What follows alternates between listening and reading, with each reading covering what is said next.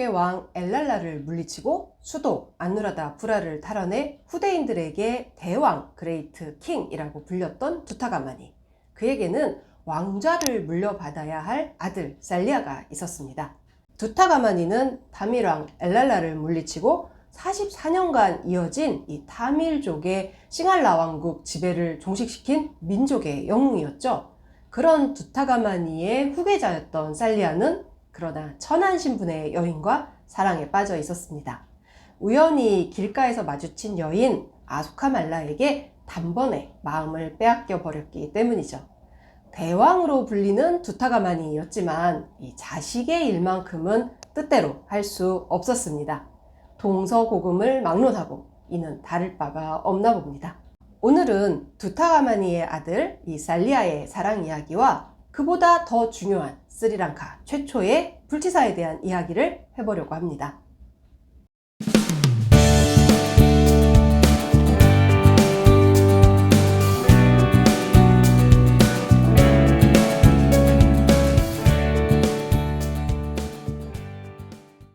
고귀한 혈통의 왕세자인 네가 천한 여인과 결혼할 수는 없다. 그 여인을 선택한다면 왕좌를 포기해야 할 것이다. 두타가마니는 이 최후 통첩과 같은 제안으로 아들 살리아를 설득하려고 했습니다. 하지만 살리아는 아버지의 엄포에 굴하지 않았죠. 하긴 두타가마니 또한 아버지 가반티사의 반대를 무릅쓰고 전쟁에 참여했었죠. 이 살리아의 고집은 아마도 아버지를 닮은 셈인 것 같습니다. 살리아는 왕관을 버리고 사랑하는 여인 아소카말라와 결혼했습니다. 둘은 아름답게 꾸며진 왕실 정원에서 끝도 없는 사랑을 속삭였죠. 이스루무니아 사원 바로 옆입니다. 덕분에 지금까지도 이 이스루무니아 사원은 사랑의 사원이라는 별칭으로 불립니다. 인근 지역에서 출토된 한 점의 조각상을 사람들은 살리아 왕자와 아소카말라라고 말합니다.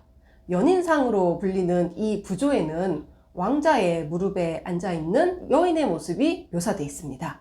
함께 출토된 왕실 가족 부조상에는 이 두타가마니 왕과 왕비 그리고 아들 살리아와 아소카말라가 함께 조각되어 있는데요. 하지만 이 천한 신분이었던 아소카말라는 이 한쪽 구석에 작고 초라한 모습으로 뭉뚱그려져 있습니다.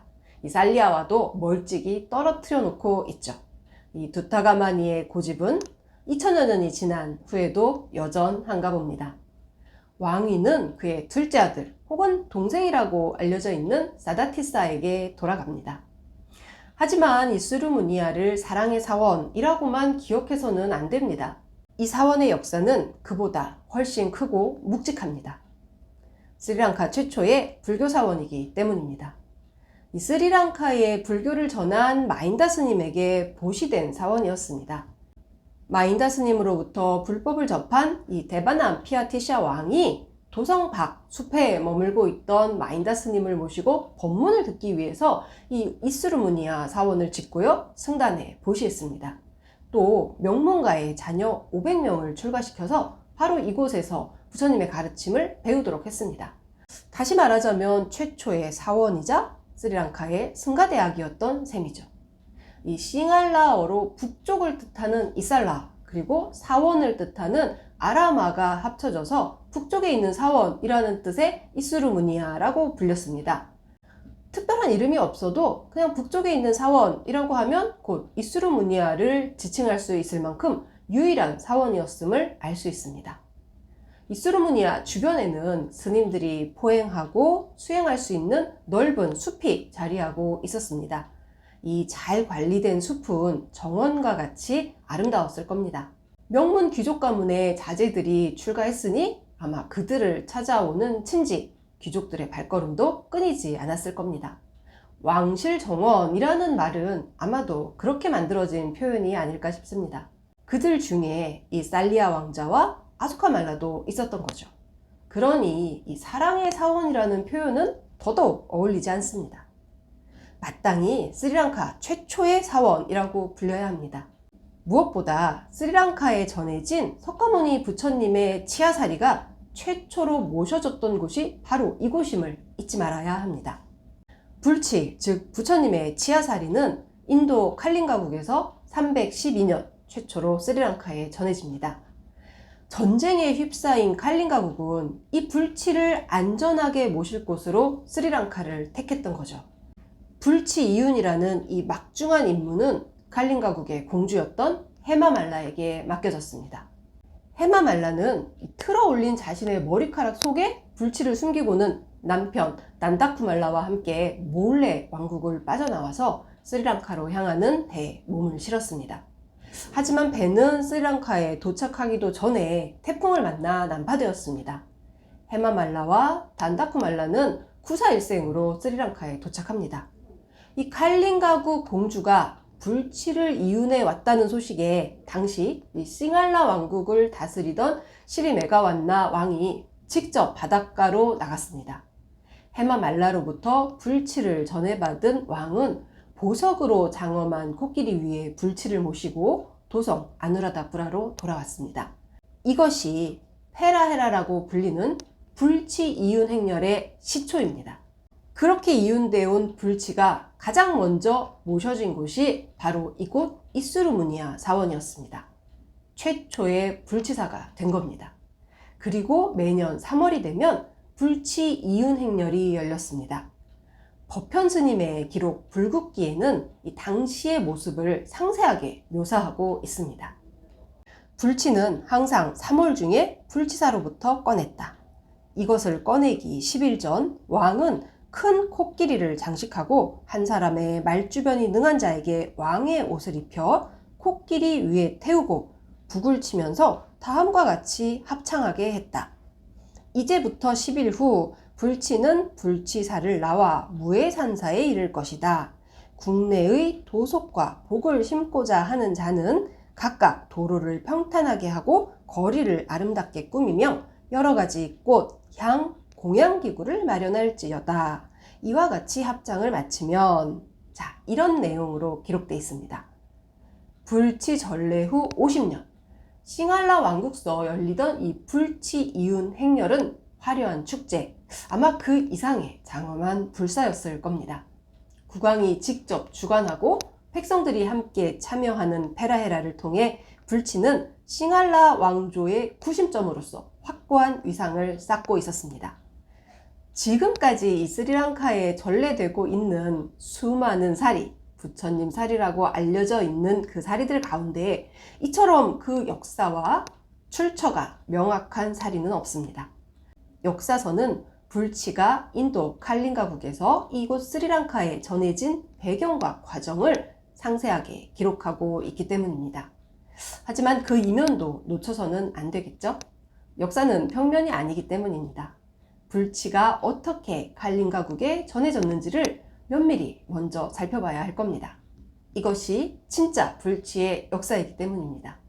이 부분은 대열반경이 증명하고 있습니다. 치아 하나는 33천이 예배하고 하나는 간다라의 도시에서 모시고 있다. 칼린가 왕이 다시 하나를 얻었으며 또 하나는 용왕이 모셨다. 부처님께서 쿠시나가르에서 열반하신 후 수습된 사리는 8부족이 나눠 봉안했습니다. 사리 가운데에는 4개의 불치가 포함되어 있었는데요. 도리천의 사카천왕과 용신인 나가왕이 각각 한 과를 이윤해 갔다고 합니다. 그리고 한 과는 간다라 지역에 봉안이 됐고요.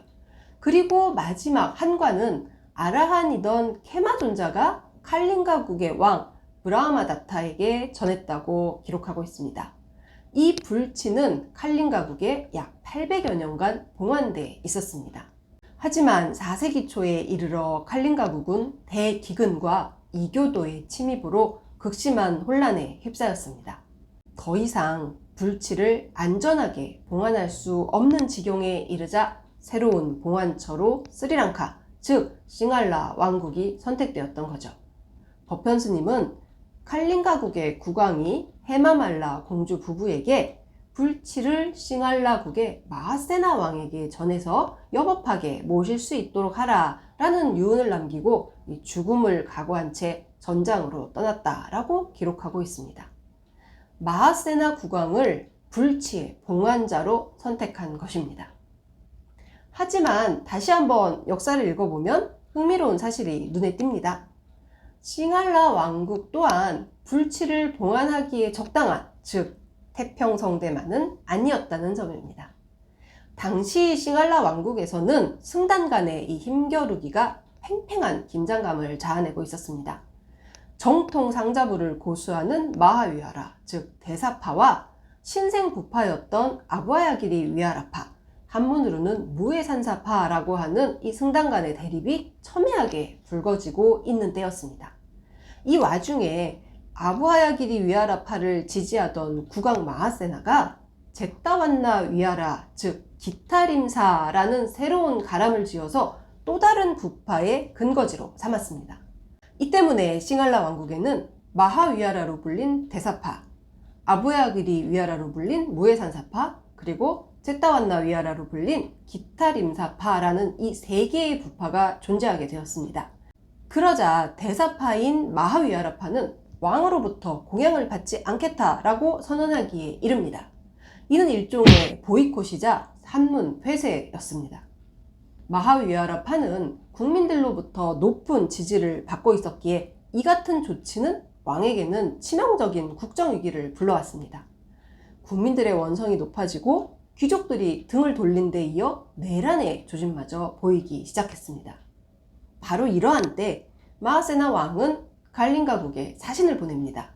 엄청난 양의 보물을 선물로 전하면서 불치 이윤을 요청한 겁니다. 이때만 해도 칼린가국은 불치를 내어줄 생각이 없었습니다.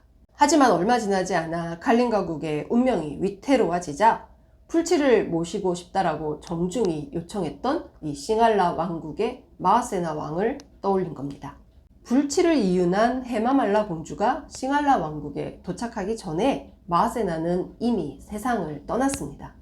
하지만 그의 아들 시리 메가완나는 부왕의 뜻에 따라 최고의 예로 불치를 받들었습니다. 이스루무니아의 불치가 봉안된 후에 이 불치는 싱할라 왕조의 상징이 되었고요. 민중들에게는 불치를 모신 이가 싱할라 왕국의 지배자라는 인식이 형성되었습니다. 물론 시리 메가완나는 아버지와는 달리 마하위하라파와의 관계를 회복했죠. 백성들의 마음을 되찾는 데에도 성공했습니다. 이 과정에서 물론 불치도 중요한 역할을 했을 겁니다.